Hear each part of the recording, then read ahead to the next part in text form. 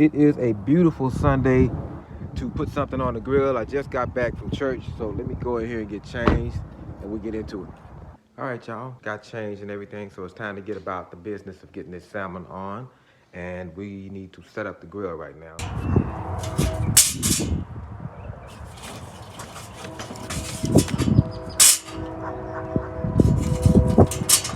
Once those start to ash over, they'll be ready. We don't even have to wait for them to come completely ash over. But once we see white around most of the edges and stuff like that, we'll be ready to pour them in there. That's going to take about 15 minutes. So while we're waiting on the charcoal to come up to temp, we'll go in here and prep the salmon.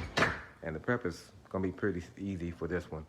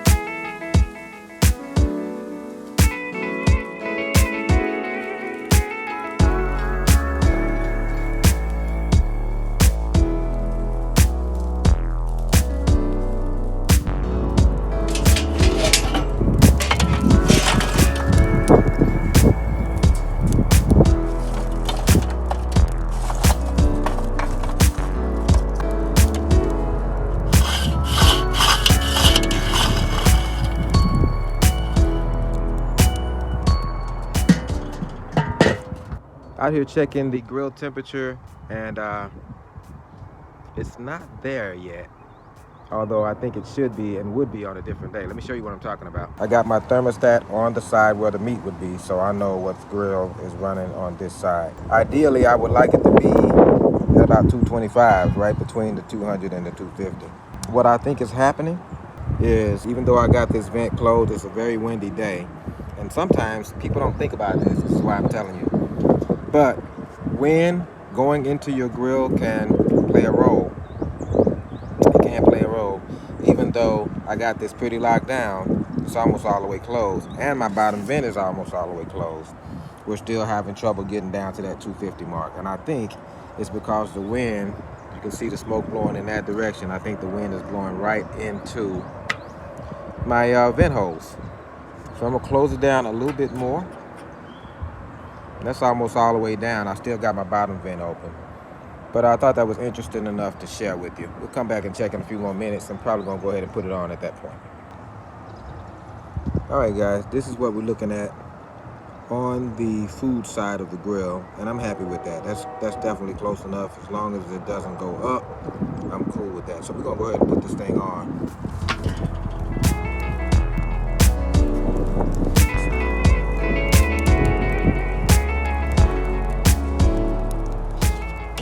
Let's get a good look at everything. That piece of wood right there is apple. Over there is mesquite. This particular setup will run hours and hours longer than we actually need it to. It shouldn't take more than about an hour to do this. 2 at the most. But there that baby is. I won't come out here for another 45 minutes because I know my grill is locked in. So let's get the lid back on. This time, we're gonna put the vents where they belong, over the food. And we're just gonna come back out here in about 30 minutes to make sure that nothing's getting out of control, and that's it. It is time to get another temperature check. We should be getting pretty close. The last time I came out here, I didn't get on camera, but the last time I came out here, my temperature had actually dropped. You remember the time before, I closed my vents down pretty tight because my grill temperature wasn't dropping, and I was pretty sure that it was because wind is blowing into my vents. So I think basically I closed them down too tight, and temperature dropped below. So I opened it back up, and now it's been about another 15 minutes, so we're gonna check. I think I should be getting pretty close, so brought my instant read out here. Let's go.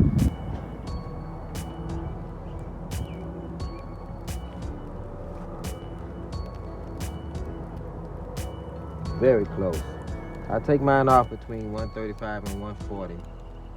So in some spots it's very close, and some spots it's not.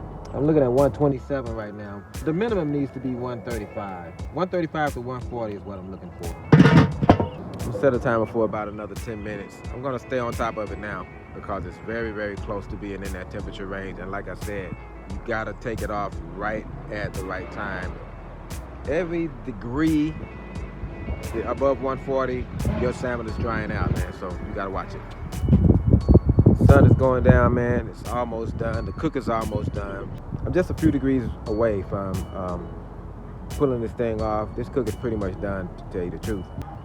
I went by mom's, man. I went by my mom's house today after church. You know, I try to go over there every other week to see her. My mom is up in age and she's suffering from dementia, and my sister says it's dementia and Alzheimer's, but she's not getting the memory loss that I saw my grandmother have, you know, where she forgot her kids' names and all of that kind of stuff. But she's suffering from dementia, man. It's a hard thing to watch. It's a hard thing to watch. But today when I went by there, she was herself. That's the most thing that we can hope for right now. Best thing that we can hope for is if we go there and she's herself. She's just who she is. I mean, meaning that she's not suffering all of the hallucinations and stuff like that that people with dementia suffer. So it was a really good visit. I wanted to, in my heart when I was going over there, I was thinking about putting her on camera with me, but I don't know. I just was enjoying her. I enjoyed seeing her as herself so much that I just didn't want to pollute it by putting her on camera with me. And I'm definitely not going to do it when she's happy, when she's not herself, you know, when she's having one of those days.